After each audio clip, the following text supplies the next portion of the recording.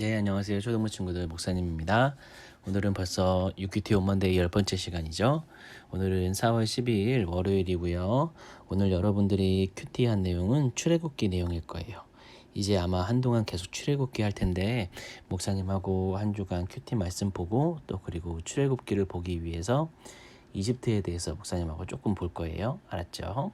자, 그러면 오늘 큐티 내용 여러분 이미 봤을 거예요. 월요일 지금 저녁 때쯤일 테니까 그러니 가거라 라고 하는 말씀 제목으로 우리가 봤어요. 하나님께서 모세 보고 이집트에서 고생하고 있는 이스라엘 백성들을 하나님께서 구원해내시겠다고 모세를 통해서 구원해내시겠다고 하셨어요. 그런데 모세는 이해할 수 없었어요. 왜냐하면 자기는 이제 나이도 들고 힘도 없고 말도 잘 못해서 그 파라오의 앞에 가서 이스라엘 백성들을 찾아오기가 자신이 없었거든요. 그래서 안 가겠다고 했지만 하나님께서 계속해서 이집트에 모세 보고 가라고 하셨죠. 그러면서 하나님께서 하신 말씀이 있어요. 내가 함께 하겠다. 그러니까 너는 걱정하지 말고 내가 가자고 하는 대로 가거라 라고 말씀하신 거죠. 결국 모세는 고민하고 안 간다고 하다가 하나님께서 함께 가시겠다고 하니까 함께 가겠다고 말씀하신 그 이야기를 듣고 모세가 힘을 내고 가게 되지요. 자, 그래서 오늘은 그러니 가거라. 하나님께서 함께 하실 테니 가거라 라고 하는 말씀을 들었습니다. 내일 여러분들이 큐티에 대할 말씀은 이스라엘은 하나님의 맏아들이라는 제목으로 말씀을 볼 겁니다.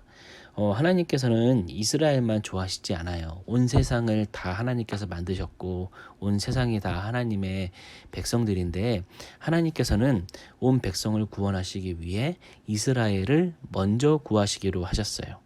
이게 무슨 말이냐면 다른 나라를 한 번에 다 구하시는 것이 아니라 한 나라인 이스라엘을 택해서 그 나라 백성들에게 하나님이시 누구신지를 알려주고 하나님이 어떤 분인지를 소개한 다음에 그 이스라엘을 통해서 하나님을 알리기를 원하셨어요.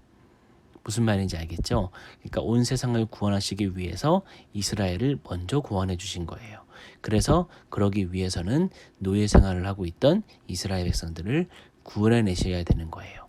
그렇기 때문에 이스라엘 백성을 구원하는 것을 보고 여러분들이 혹시 이스라엘만 하나님께서 좋아하시네? 라고 생각하면 안 되는 거죠. 그쵸?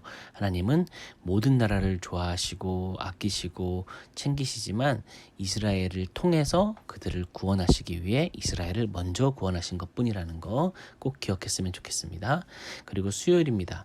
수요일은 나는 여호와를 모른다라는 제목이에요. 이건 뭘까요? 네. 모세하고 모세의 형이었던 아론이 하나님의 명령에 따라 이집트로 데려갔어요. 그래서 이집트의 왕인 파라오를 만났는데 파라오에게 하나님의 말씀을 전하니까 파라오가 뭐라 그랬냐면 나는 너희가 믿는 하나님을 모른다라고 말하는 거예요. 사실 하나님을 모르죠. 파라오는. 왜냐하면 다른 신을 섬기고 있었거든요.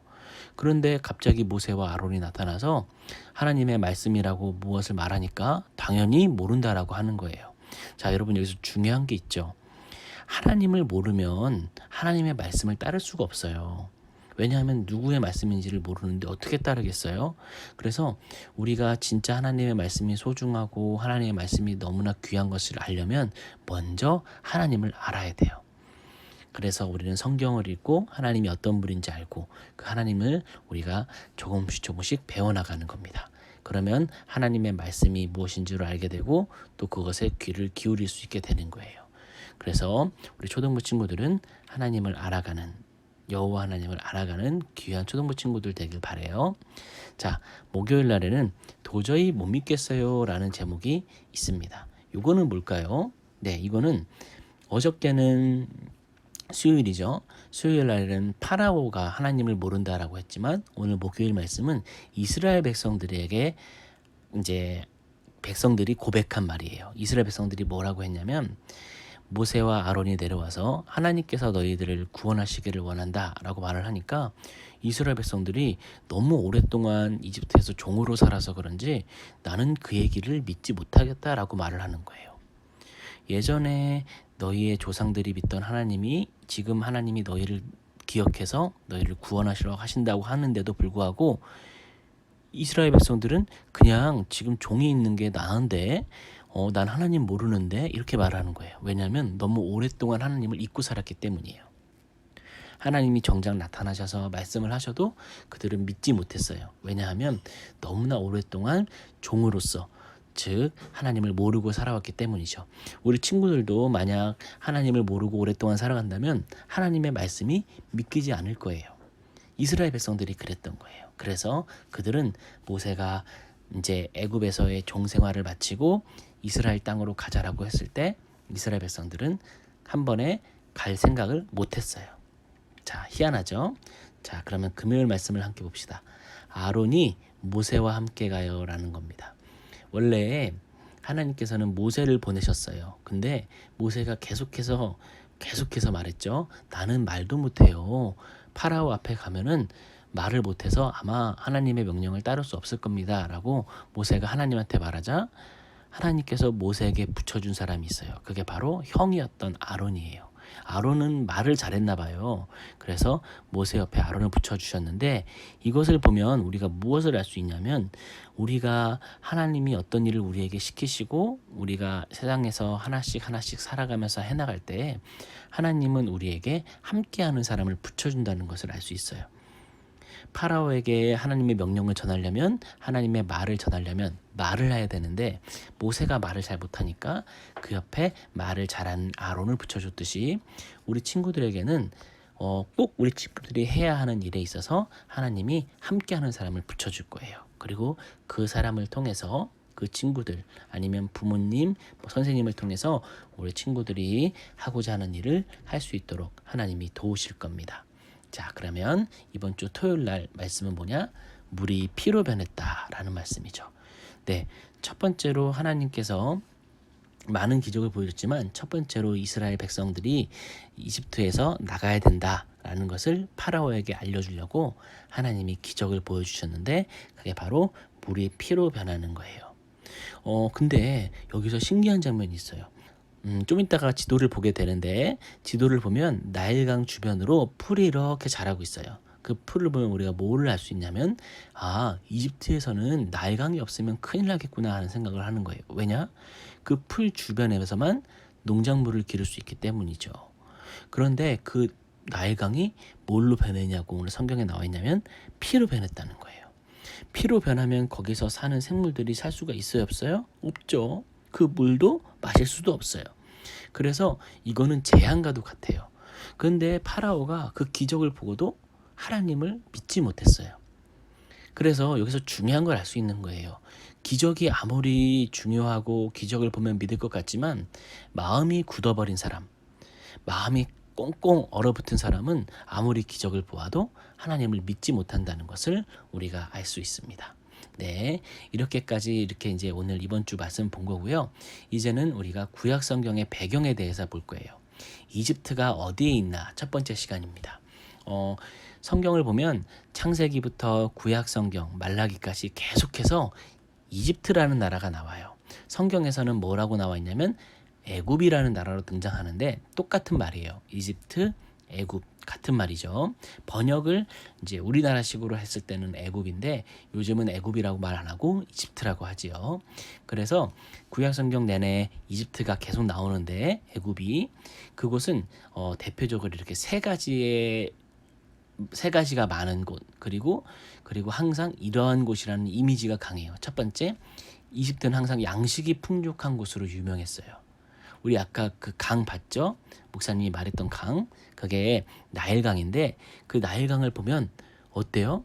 네, 그 주변에 항상 풍족한 풀들이 많았어요. 물이 있으니까. 그래서 언제든 이집트에 가면은 양식이 있다, 먹을 것이 있다라고 이스라엘 사람들이 생각하던 곳이에요. 성경에서 그렇게 등장하고 또 이집트는 어떤 곳이에요? 강한 군대를 가진 곳으로 등장해요. 그래서 거기에는 말도 있고 전차도 있고 그리고 강한 군대도 있어서 항상 이스라엘이 다른 나라가 쳐들어오면 하나님한테 의지하지 않고 이집트에게 의지하곤 했어요. 그래서 마지막에 보니까 이스라엘이 이집트를 어떻게 생각했느냐? 네, 이스라엘이 의지하던 곳이다. 하나님을 의지해야 되는데 하나님을 의지하지 않고 때로는 이집트를 의지했다라고 성경에 이렇게 써 있어요. 그래서 이집트가 밑에 보면 애굽이라는 나라는 성경에 등장해요.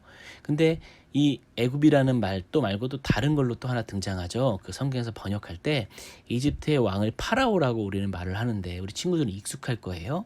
근데 성경에는 파라오라고 말을 안 하고 뭐라고 말하나요? 바로라고 얘기하죠. 바로.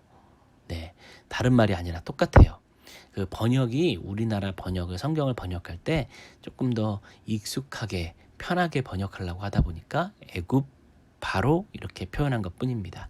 그래서 이렇게 이집트가 우리가 좀 익숙하다. 아까 이제 좀 이따 지도를 보게 될 텐데 그 지도에 보면 더 잘 나와 있을 거예요. 이게 뭘까요? 여러분들이 잘 아는 피라미드예요. 목사님은 여기에 2번인가 3번 정도 갔던 것 같아요. 3번 갔네요. 3번.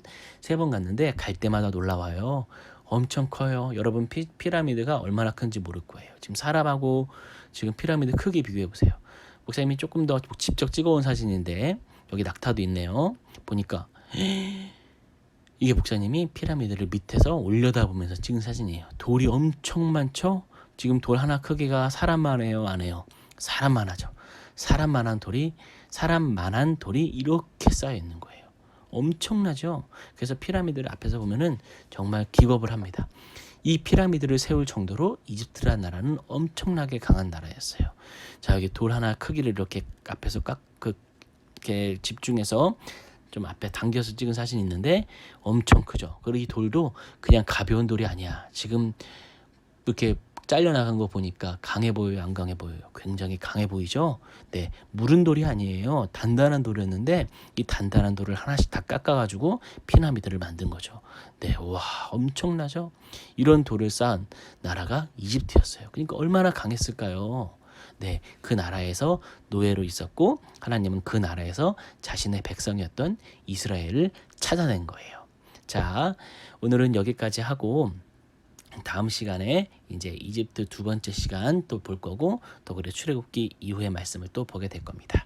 한 주간 여러분 화이팅하고 그리고 해피데이 2주차죠. 우리 5, 6학년 친구들은 꼭 이번 주에 화이팅해서 함께 친구 와서 우리 집에서 목사님 집에서 맛있는 거 먹었으면 좋겠습니다.